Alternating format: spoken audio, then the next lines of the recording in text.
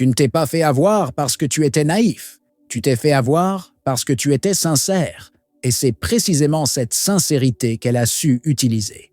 Pas en te mentant frontalement, pas en te demandant quelque chose de grand, mais en se glissant doucement, là où ton attention vibrait encore sans conscience, là où ton besoin d'être vu, d'être reconnu, d'être accepté, criait plus fort que ton discernement. Ce n'est pas elle qui a pris, c'est toi qui t'es ouvert. Parce qu'au fond, tu espérais que cette présence féminine apaise un vide intérieur que tu ne comprenais pas encore. Mais au lieu d'une vraie rencontre, tu as offert ta lumière à un puits sans fond. Tu t'es senti vidé après une relation où rien de concret ne s'était vraiment passé. Pas de sexe, pas d'engagement, parfois même pas de contact physique. Et pourtant, tu pensais à elle, tu l'attendais, tu ressentais ce manque, comme si elle détenait une part de toi, comme si tu lui devais quelque chose. Joe Dispenza dirait ceci: chaque pensée focalisée sur un manque libère une chimie interne qui affaiblit ton système nerveux.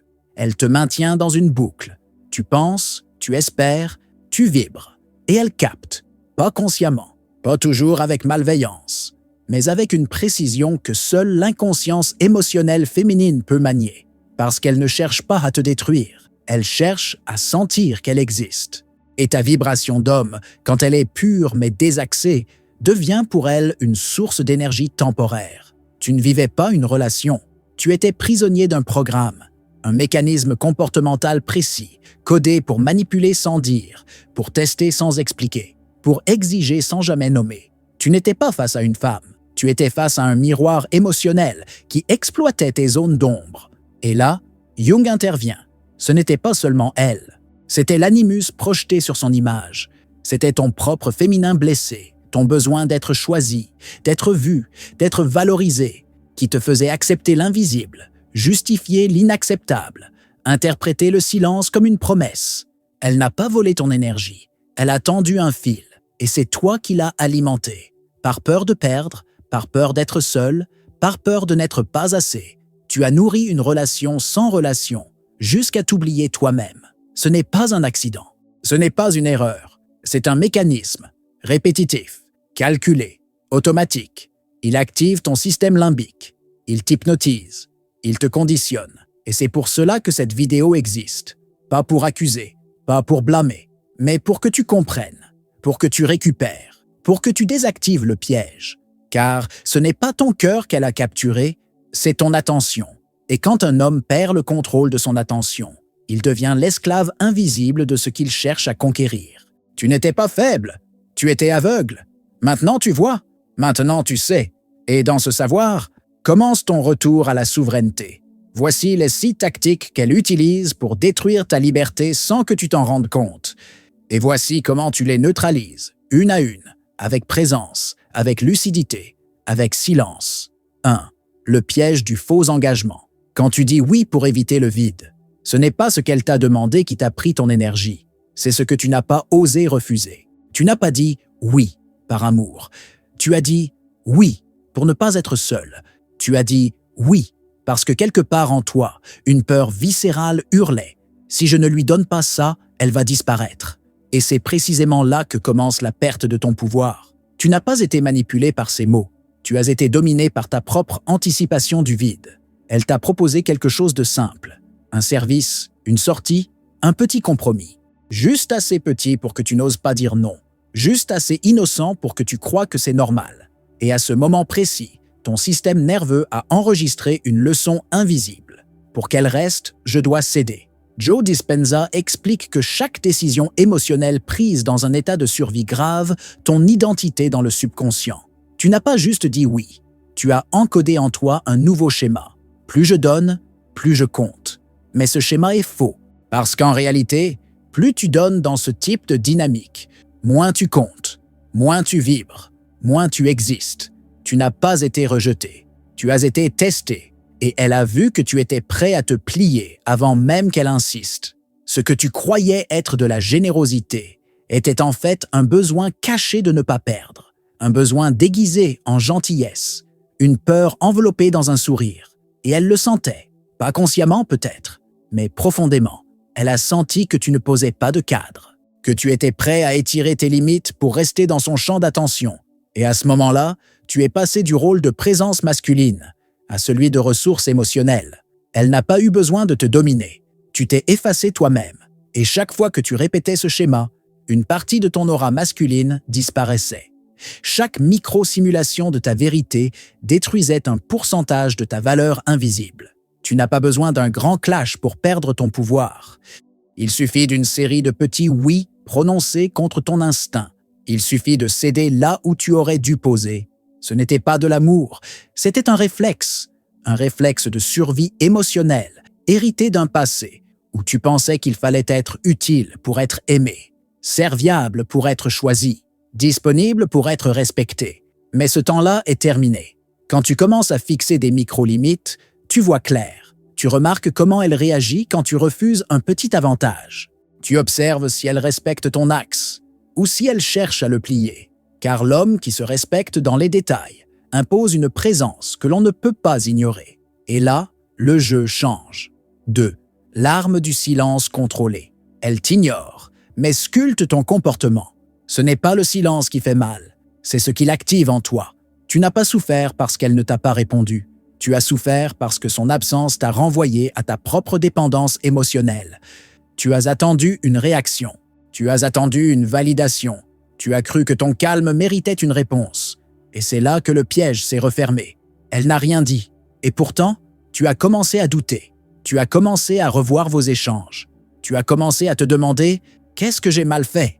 Elle t'a réduit à un calcul interne, à une équation émotionnelle où tu cherches à comprendre une logique qui ne t'appartient pas. Et c'est exactement là que la programmation s'installe. Joe Dispenza l'a souvent répété. Le cerveau est une machine à répétition. Il cherche la cohérence. Et lorsqu'une attente n'est pas comblée, il libère un signal chimique d'urgence. Tu crois penser à elle, mais ton système nerveux cherche à éteindre une alerte créée par son silence. Ce silence n'est pas une absence, c'est une présence codée. C'est un message non-verbal qui dit « Je suis là, mais seulement si tu viens me chercher. » Et toi, tu cours. Mentalement, émotionnellement, énergétiquement, tu te précipites vers un écho qui n'existe que pour voir si tu vas mordre. Elle ne réagit pas parce qu'elle n'a rien à dire. Elle ne réagit pas pour observer, pour sculpter ton comportement, pour voir jusqu'où tu iras sans qu'elle ait à parler. Et plus tu insistes, plus elle se renforce. Plus tu cherches à comprendre, plus tu deviens prévisible. Le silence devient alors une arme, une forme subtile de pouvoir psychique. Elle t'ignore non pas par indifférence, mais par stratégie inconsciente, pour que ton système limbique, affamé de sens et d'approbation, crée un lien émotionnel basé sur le manque. Tu es attaché non pas à elle, mais au soulagement que tu attends. Tu ne veux pas sa présence, tu veux la fin de la tension. Et c'est là qu'il faut briser la boucle. Tu ne dois pas répondre au silence par une demande. Tu dois répondre au silence par une coupure, une rupture énergétique, une absence de réactivité. Parce que chaque réaction que tu offres à une non-présence est une déclaration de dépendance. Le silence est un crochet invisible. Si tu mords, tu perds. Si tu ne bouges pas, tu redeviens libre. Tu n'es pas censé convaincre. Tu es censé observer. Et si une femme te fait douter de ta valeur en se taisant, alors elle t'a déjà fait perdre le centre. Revenir à ton axe, c'est ne plus courir après une voix qui a choisi de s'éteindre. C'est comprendre que ce n'est pas à toi de ranimer un jeu dont tu n'as jamais écrit les règles. 3. La dette émotionnelle. Elle vous donne l'impression d'avoir deux personnes, quelle que soit votre décision. Ce n'est pas qu'elle te reproche ce que tu fais, c'est qu'elle te fait croire que, peu importe ce que tu choisis, tu as déjà échoué. Tu proposes quelque chose, elle se ferme. Tu fais un pas en arrière, elle t'accuse d'être distant. Tu prends une initiative, elle te reproche de ne pas avoir demandé son avis. À chaque virage, tu rencontres une version différente d'elle. Et toi, tu adaptes. Tu corriges, tu justifies, tu essaies d'être l'homme qui lui conviendra, oubliant que tu étais déjà un homme avant de la rencontrer. C'est ça, la dette émotionnelle. Ce n'est pas une faute claire, c'est un flou stratégique. C'est un espace où tu crois devoir réparer quelque chose qui n'a jamais été brisé. C'est une spirale dans laquelle tu ressens une obligation diffuse, une pression douce mais constante de prouver que tu es assez. Elle te donne, pas beaucoup, juste assez. Un compliment, une attention, un moment tendre. Et aussitôt après, le retrait, le doute, l'ambiguïté. Elle te donne l'impression qu'il y a deux femmes dans la même peau, l'une que tu veux, l'autre que tu redoutes.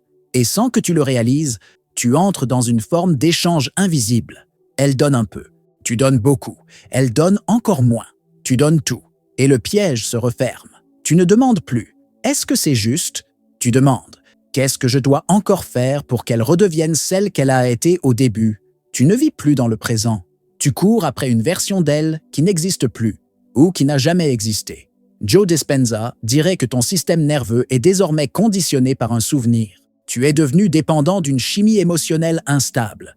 Tu n'es plus guidé par la vérité. Tu es programmé par la nostalgie. Et c'est ça la plus grande illusion. Tu crois encore qu'elle t'aime. Mais ce n'est pas de l'amour, c'est une exigence déguisée, une stratégie d'attachement où elle se nourrit de ta lutte, où elle teste la profondeur de ta soumission sans jamais te le dire. À partir du moment où tu commences à justifier tes choix, tu es déjà en dette. Parce que tu ne poses plus des actes. Tu les justifies pour qu'elles ne partent pas. Tu n'es plus dans ton axe. Tu es dans sa zone. Et quand tu es dans sa zone, tu es manipulable. Tu veux être compris. Tu veux être excusé. Tu veux qu'elle voie ton effort. Mais elle ne regarde plus ton effort. Elle regarde ton déséquilibre. Elle sent que tu es prêt à payer un prix émotionnel pour garder quelque chose qu'elle n'a jamais vraiment offert. C'est subtil, c'est lent, c'est invisible, mais c'est réel. Tu es pris dans une chaîne de petites faveurs émotionnelles qui créent une pression constante. Et cette pression, elle la maîtrise. Elle l'utilise pour te garder à portée, sans jamais te valider pleinement. Tu n'es pas aimé. Tu es utilisé par ton propre besoin d'être aimé. Et il est temps que cela cesse. 4. Le test de loyauté masquée. Elle a créé le doute pour mesurer ta réactivité. Elle ne t'a pas accusé. Elle n'a pas dit que tu étais en faute.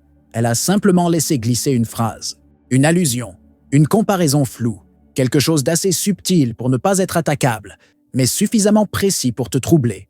Elle a mentionné un autre homme, un ex, un collègue, un ami qui, selon elle, comprend vraiment les femmes. Et toi, tu as senti ton estomac se nouer. Tu n'as rien dit, mais à l'intérieur, quelque chose a vacillé. Ton centre, ton axe. Ce n'était pas une conversation, c'était un test de ton équilibre intérieur. Elle voulait savoir si tu allais basculer, si tu allais te justifier, si tu allais devenir compétitif, ou pire, si tu allais te remettre en question. Et tu l'as fait. Tu as voulu comprendre pourquoi elle avait dit ça. Tu as voulu réagir avec calme, mais tu as senti ton énergie se disperser. Tu as commencé à observer les signes. Tu as cherché à prouver que tu étais différent, que tu valais mieux, que tu étais stable, digne, loyal, mais tu avais déjà perdu. Parce qu'au moment même où tu as cherché à te repositionner, tu as quitté ton axe. Joe Dispenza enseigne que l'énergie suit la conscience. Et quand ta conscience se tourne vers le doute, ton énergie suit. Tu n'es plus dans ta réalité intérieure. Tu es dans un théâtre émotionnel où elle observe sans parler. Ce n'est pas un jeu de pouvoir explicite. C'est une dynamique inconsciente. Elle veut savoir si tu tiens debout, si tu vibres sans validation, si tu es solide même quand elle projette le déséquilibre. Le test de loyauté n'est pas une demande de fidélité. C'est une provocation, une onde envoyée dans ton champ énergétique pour voir où tu fissures. Et si tu fissures, elle enregistre. Elle voit que tu cherches à plaire, que tu es affecté, que tu es malléable. Et ce que tu crois être de l'amour devient, à ses yeux, une forme d'instabilité. Car l'homme qui réagit au doute d'une femme perd automatiquement son autorité vibratoire. Il devient influençable, il devient lisible, il devient prévisible. Et elle perd l'attirance. Pas parce qu'elle veut te faire du mal, mais parce qu'elle est programmée pour tester l'intégrité. Et que l'intégrité se voit précisément dans les moments où tu ne réagis pas. Quand elle teste, tu te tais. Quand elle compare, tu observes. Quand elle insinue, tu ne te justifies pas. Le silence devient ta force. Non pas le silence du mépris, le silence du roc, du pilier. Celui qui ne cherche pas à gagner, celui qui ne cherche pas à convaincre, celui qui reste. Tu ne prouves rien, tu ne contestes rien, tu regardes. Et là, c'est elle qui se révèle. 5. L'invasion énergétique subtile. Elle s'installe dès que tu pars sans rien faire. Elle ne t'écrit pas. Elle ne t'appelle pas. Elle ne cherche même plus à te voir. Et pourtant, elle est là. Tu es au travail, tu penses à elle, tu essaies de te concentrer, elle traverse ton esprit. Tu regardes ton téléphone, espérant un signe. Rien. Mais tu ressens sa présence comme une brume, invisible, mais constante. Et ce n'est pas parce que tu l'aimes encore, c'est parce qu'elle a laissé une empreinte, un code émotionnel implanté en toi, un parfum de manque qui n'a jamais été nettoyé. Elle ne prend pas de place physique, elle prend de la place vibratoire. Joe Dispenza dit que là où tu places ton attention, tu places ton énergie. Et si ton attention est toujours liée à elle, même en silence, elle continue à se nourrir de ta vibration. Pas par sorcellerie, par neuroplasticité émotionnelle. Ton système nerveux a appris à exister en sa présence, même mentale. Elle n'a pas besoin d'être là pour être là. Elle s'est installée dans ton champ, dans tes connexions neuronales, dans ton rythme hormonal. Tu revis des scènes, tu réinterprètes ces messages, tu t'interroges sur ce que tu aurais pu faire autrement. Et pendant ce temps, tu t'éloignes de toi. C'est ça, l'invasion énergétique.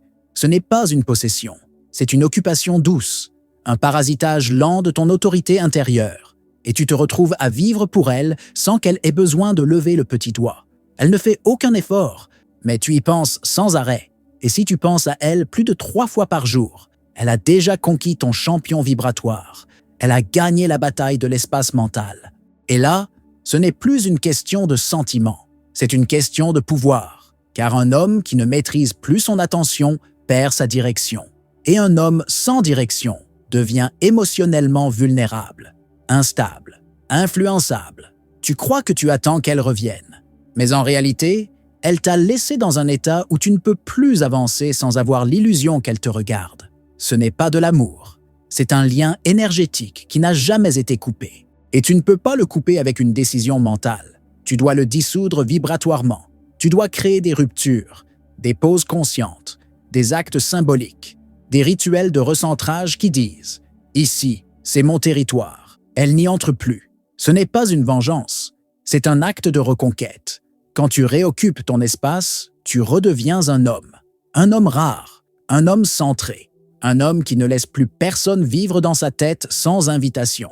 Cesse le faux retour affectif. Lorsqu'elle ressuscite juste pour vérifier son attachement, tu pensais qu'elle était partie pour de bon. Tu avais commencé, lentement, à recoller les morceaux, à retrouver un peu de clarté, à reprendre ton souffle. Et c'est à ce moment-là qu'elle revient. Un message, une apparition soudaine, une question banale. Comment tu vas? Rien de profond, rien de clair, mais suffisant pour raviver tout ce que tu avais commencé à enterrer. Et là, ton cœur s'accélère, ton cerveau s'active, ton imagination se déploie. Tu te dis qu'elle a peut-être compris, qu'elle regrette, qu'elle revient pour réparer. Mais ce n'est pas un retour, c'est une vérification. Elle ne revient pas vers toi, elle revient vers ce qu'elle contrôlait en toi. Ce n'est pas de l'amour, c'est une reconquête égoïque. Un test pour voir si elle est toujours présente dans ton champ, si elle peut encore activer quelque chose, si tu es toujours disponible, même après l'abandon. Joe Dispenza rappelle que l'émotion répétée devient une identité, et si elle revient, c'est pour réveiller l'identité qu'elle avait construite en toi, celle de l'homme qui attend, l'homme qui espère, l'homme qui réagit dès qu'elle se manifeste. Elle veut savoir si elle te possède encore, pas pour construire quelque chose avec toi, mais pour se rassurer, pour ne pas sentir qu'elle t'a vraiment perdu. Et toi, si tu ouvres la porte émotionnellement, elle entre, pas pour rester, pour confirmer, pour tester sa trace, pour se nourrir une dernière fois de ta réaction. Et puis elle repart, et tu restes là, encore une fois, avec plus de confusion qu'avant, plus de vide, parce que ce que tu croyais être un espoir n'était qu'une manipulation douce. Tu as confondu retour et réparation. Tu as confondu apparition et intention. Tu as cru qu'elle revenait pour toi. Elle revenait pour elle, pour son besoin de se sentir puissante, désirée, irremplaçable. Et c'est à ce moment-là que ton discernement doit s'éveiller. Tu ne réponds pas avec ton cœur, tu réponds avec ta conscience. Tu ne donnes pas de place, tu observes, tu testes, tu regardes si elle revient avec vérité ou avec stratégie. Quand une femme revient, ce n'est pas toujours pour t'aimer, parfois c'est pour pouvoir mieux partir. Et le véritable pouvoir, c'est de ne pas lui ouvrir la porte. Pas émotionnellement, pas vibratoirement, pas mentalement. Tu ne repousses pas par colère, tu ne bloques pas par vengeance, tu ignores par lucidité. Elle t'avait laissé vide, tu t'étais reconstruit. Et maintenant, C'est elle qui revient dans le silence. Et dans ce silence, tu ne lui donnes plus rien. C'est là que tu récupères ton pouvoir. C'est là qu'elle devient un fantôme émotionnel. Le silence intérieur est la plus grande arme masculine. Tu n'as pas besoin de fuir les femmes. Tu n'as pas besoin de tout contrôler. Tu as simplement besoin de te retrouver. Tout ce que tu as vécu, le vide après un faux engagement, l'attente d'un message qui ne vient jamais, la dette affective que tu n'avais jamais contractée, les comparaisons déguisées, l'obsession silencieuse, les faux retours, tout cela pointait vers une seule chose, ton absence de centre. Pas ton absence de valeur, pas ton absence de force, ton absence de centre. Joe Dispenza explique que lorsqu'un homme entre dans une émotion nourrie par la peur, il crée une signature énergétique qui attire à lui exactement ce qu'il redoute. Et tant que tu vibres dans cette peur, peur de ne pas être choisi, peur d'être oublié, peur de ne pas compter, tu restes enfermé dans une boucle où elle dicte le rythme, même en silence. Mais quand tu te tais, quand tu ne cherches plus à être validé, quand tu ne réagis plus, quelque chose en toi change. Ce n'est pas de l'indifférence, c'est de la souveraineté. Tu ne combats plus pour être aimé, tu redeviens la source. Et c'est là que le vrai respect commence.